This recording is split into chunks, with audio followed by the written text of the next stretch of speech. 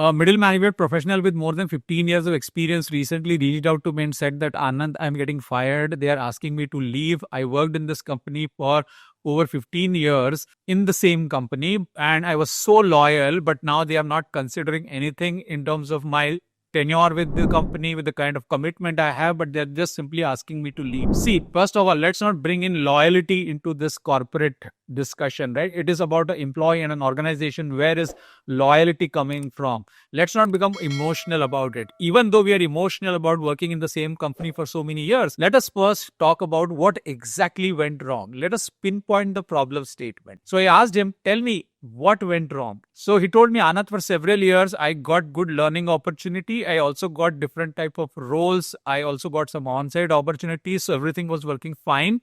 But in the last couple of years, things changed. Now, things changed on two sides. On one side, his company changed a lot of leaders. Okay, so they hired new CXOs and new people at the top level.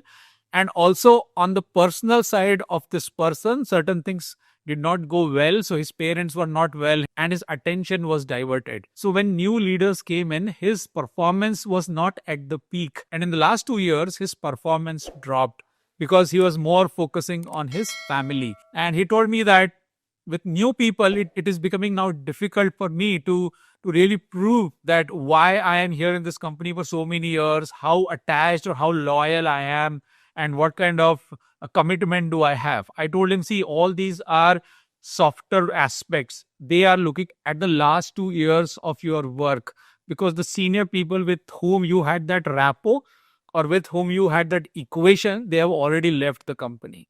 The bigger mistake that you have made is that your exposure is limited, because this guy had only worked in 2 or 3 accounts in the last 15 years. So he had not moved to different type of roles. So he had not got exposure to different technical stacks or managing different type of works, or to be very specific, he was working in a legacy kind of a setup where the systems were old or the technology stack being used was also old. So his exposure was limited to these 2-3 accounts, and his visibility or his exposure to what is happening outside the company or outside the client accounts was almost zero. So that is a bigger problem that a lot of people face when they land up in such situations. So many people who stick to the same company for 8 years, 10 years, 15 years, 20 years have a very strong reason. And I understand that. You're getting good roles, you're getting salary hikes at par with the industry, you are getting on-site opportunities. So why not? You should stay. But the bigger problem is that people don't get exposure of what is happening outside this ecosystem. Are there better jobs? Are there better opportunities? Are there different skills, different roles that I could have done? They have limited exposure. They are not active in their social circles. They are also not active on social media. And that is what actually hits them when they land up in such situations. Because remember, when you see leadership changes happening in your company, it means that new leaders are going to bring in fresh blood. When somebody at the top changes, they make sure that they change the downstream people as well. So they bring in new middle management people. They will question your existence. All these things happen. And you should not wait for such things to happen.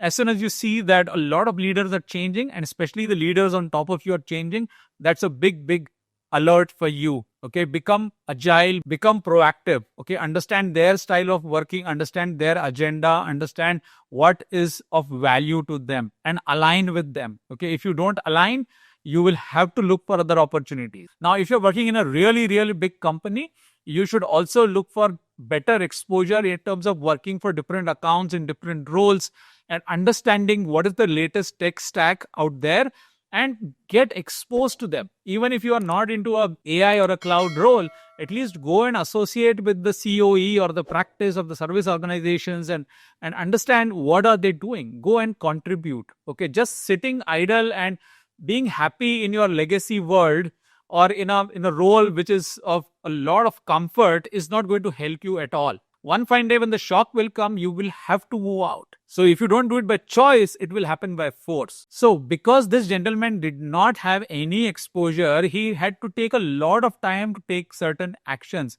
So usually I suggest people that it takes 3 months of time to get some decent calls from outside. And once you are told by your company that, you need to leave in 1 or 2 months, then it becomes like a very urgent issue on which you need to work. So what he did is, he created a list of 50 to 100 people whom he knew from his college days, from his client side, from his past work experiences, past colleagues. So he created a list of 50 to 100 people. Then he started to warm up this list by talking to them. He became active on LinkedIn.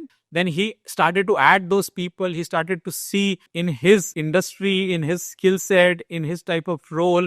He started to follow and connect with those people. He started to read their posts. Then he started to add meaningful comments. So all of this started to give some traction to him. Then he started to do some courses.